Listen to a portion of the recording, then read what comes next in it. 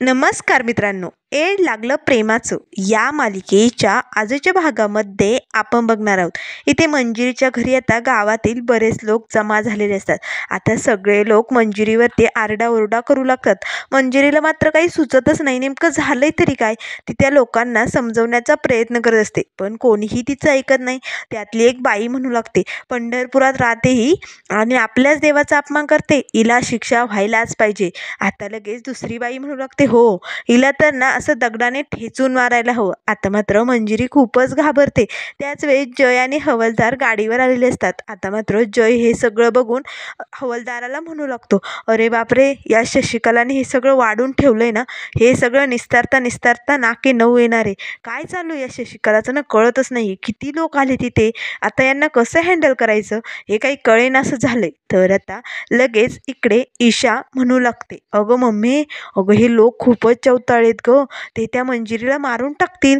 तेव्हा लगेच शशिकला म्हणू लागते, हो ना, मग मारू दे की, एकदाची कटकट तरी जाईल. तुला काय एवढा गतीचा पुळका? आणि जर एवढाच पुळका वाटत असेल ना तुला, तर जा आतमध्ये आणि सुतकाची तयारी कर. आता मात्र ईशा आपल्या मम्मीकडेच बघू लागते. तेव्हा शशिकला म्हणू लागते, हो, अगं इकडे ही मंजिरी मेली की तिकडे ती जिजी तिचे प्राण सोडून देईल. म्हणजे कसं होईल माहिती आहे का, सुंठी वाचून खोकला जाईल. म्हणजे कसं सगळं काही व्यवस्थित होईल.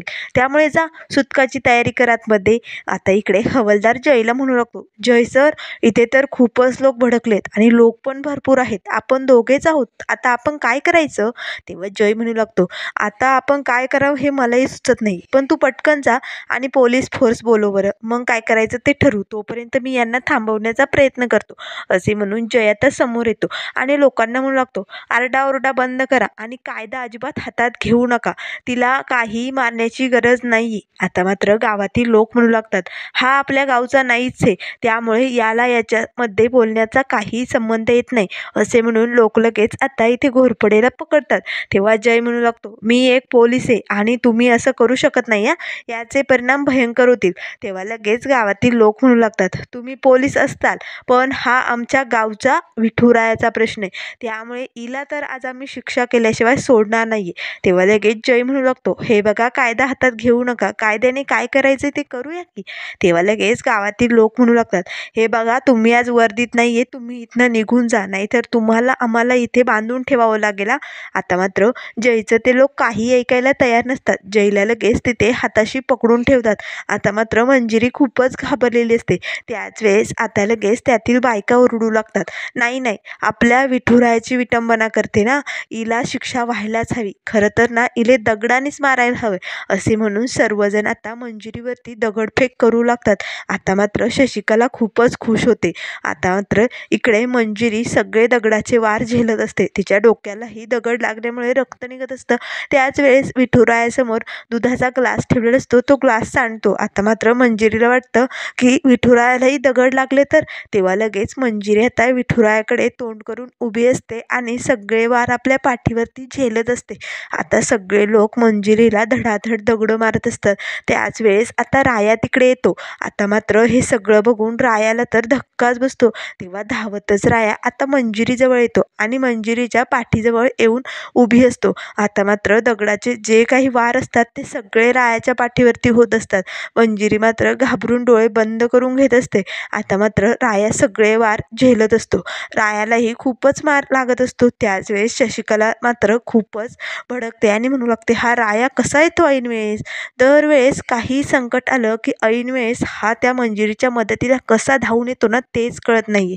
तर इथे मंजिरी आपल्या विठुरायाला मनाशीच म्हणू लागते, अरे राया, अजून किती परीक्षा बघणार आहे माझी? आता तरी तुझ्या कमरेवरचे हात सोड आणि माझ्या मदतीला धावून ये. त्याच वेळेस आता इकडे घोरपडेला मात्र राया असं आलेला बघून आणि मंजिरीचे वार सगळे झेलतोय हे बघून मात्र खूपच राग येतो. तेव्हा लगेच घोरपडे म्हणू लागतो, हा राया दरवेळेस कसा येतो ऐन वेळेस? आता मात्र लगेच मंजिरी आपल्या विठुरायाकडे प्रार्थना करत असतानाच राया जोरदारीशी ओरडतो, थांबा. आता मंजिरी पटकन डोळे उघडून बघते तर राया आलेला असतो. तेव्हा लगेच आता शशिकला म्हणू लागते, राया राया राया, काय करू या रायाचं ना कळतच नाहीये. त्याच वेळेस आता लगेच गावातील लोक म्हणू लागतात, राया भाऊ, तू बाजूला हो. हिने आमच्या विठुरायाची विटंबना केली. बघ विठुरायाला घरातून बाहेर काढलंय, त्यामुळे हिला शिक्षा व्हायलाच हवी. तेव्हा लगेच आता राय म्हणू लागतो, हो का, हिला शिक्षा व्हायला हवी का? हो, तुमच्यासारखी ती पण या पंढरपुरात राहते आणि ती पण एक विठुरायाची भक्त आहे, परमभक्त आहे. ती असं करूच शकत नाही. तुम्ही असं कसं म्हणू शकता? तेव्हा लगेच आता त्यातील काही लोक म्हणू लागतात, राया भाऊ तुला माहिती नाही, तू व्हिडिओ बघितला नसेल. तेव्हा लगेच राया म्हणू लागतो, अरे कोणी काही व्हिडिओ टाकला त्याच्यावरती विश्वास ठेवायचा, पण माझ्यावरती विश्वास ठेवा. मी सांगतो, ही दिवसाची सुरुवात तिच्या विठुरायाचं दर्शन घेतल्याशिवाय कधीही करत नाही आणि विठुरायाला भोग दाखवल्याशिवाय जेवायलाही घेत नाही. अहो एवढी परमभक्त आहे आणि ती का असं वागेल? माझ्यावरती विश्वास आहे ना तुमचा? मी तुमच्यासमोर हात जोडतो. तिला काही बी शिक्षा करू नका, तिची काही चूक नाहीये. आता मात्र लगेच सगळा डाव पलटतो की काय या भीतीने शशिकला म्हणू लागते, हा रायामध्ये का येतो? खरं तर ना या मंजिरीबरोबर या रायाला पण ठेचून मारायला पाहिजे, पण काय करू मी आता?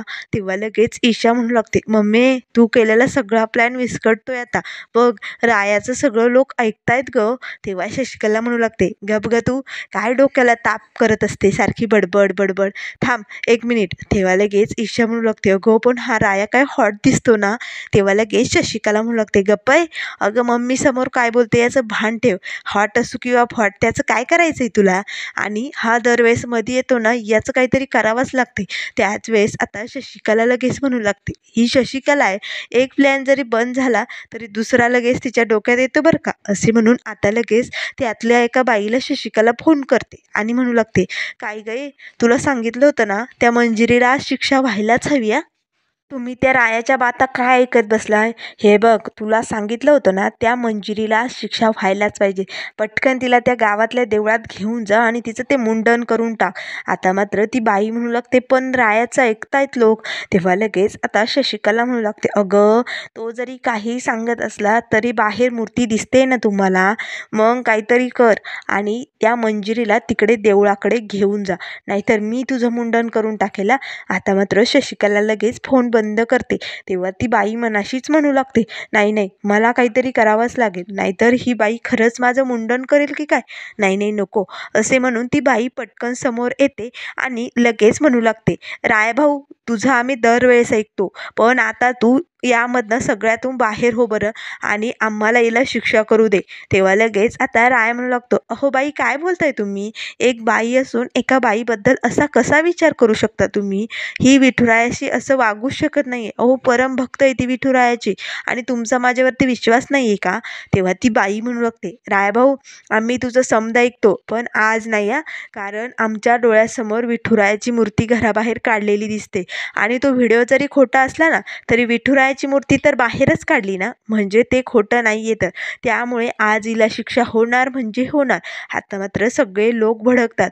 त्याच वेळेस ती बाई म्हणू लागते, आज हिला देवळाच्या मंदिरात घेऊन जायचं आणि हिचं मुंडन झालंच पाहिजे, तेव्हाच हिची शिक्षा पूर्ण होईल. आता मात्र मंजिरी रायाला सर्वांना धक्काच बसतो.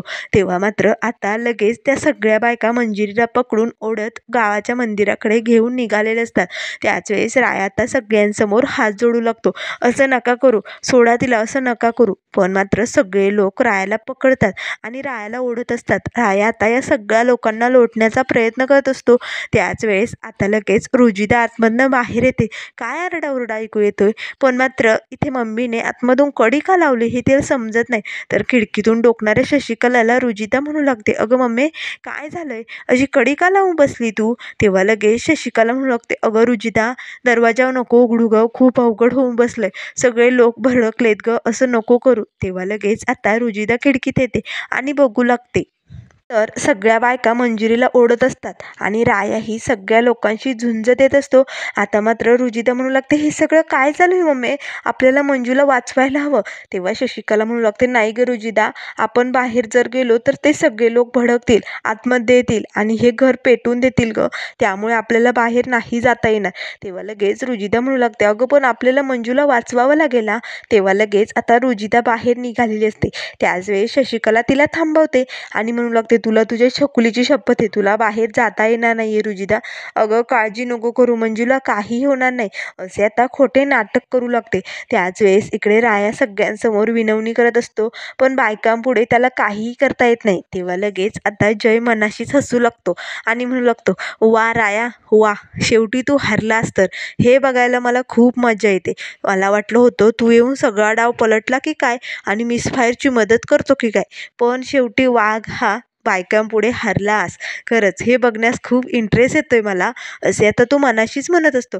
त्याच वेळेस आता राया लगेच घोरपडे जवळ येतो आणि म्हणू लागतं, अरे घोरपड्या, तू बघत काय बसलाय, काहीतरी कर ना काहीतरी. मिसफायरला घेऊन चालल्यात त्या बायका, वाचव ना मिसफायरला. आपल्या दोघांमध्ये जे काही वाद आहेत ना ते बाजूला ठेव, पण आज मिसफायरची मदत कर.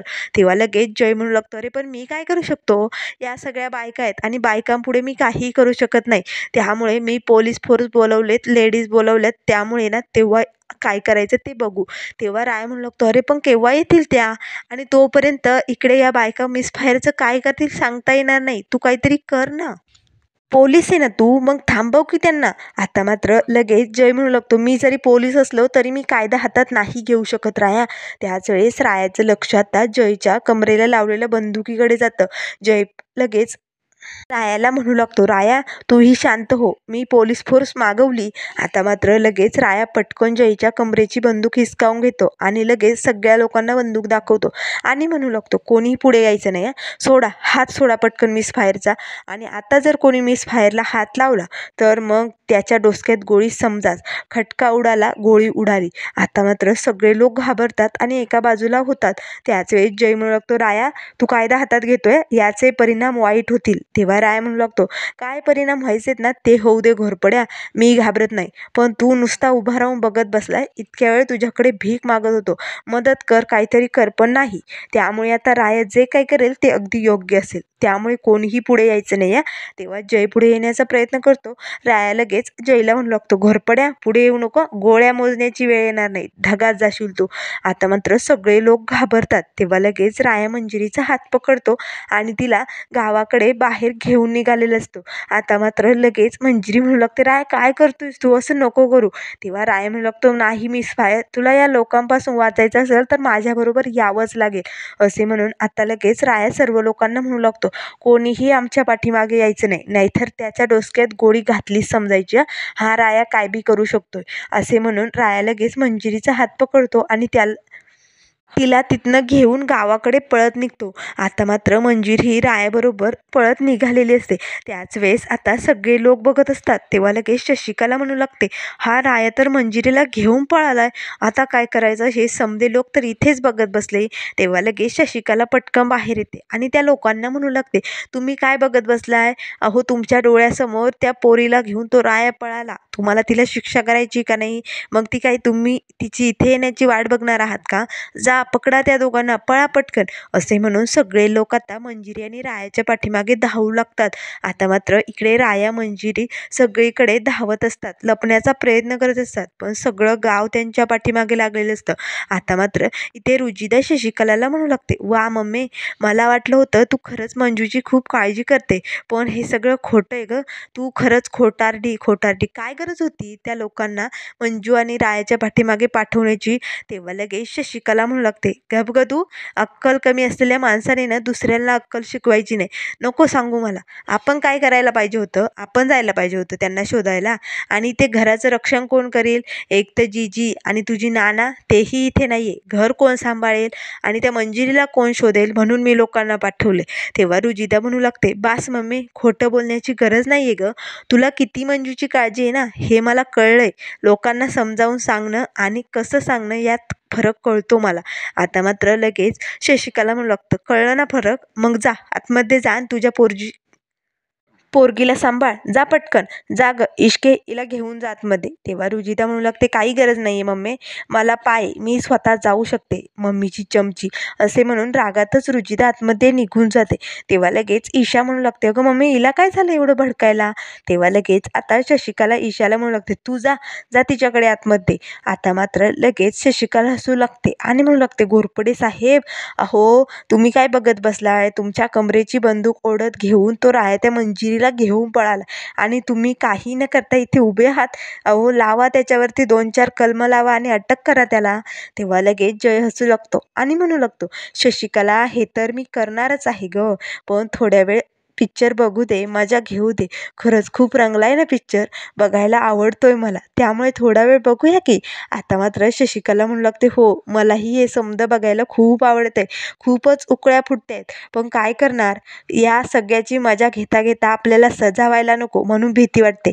तेव्हा जय म्हणू लागतो, नाही असं काही होणार नाही.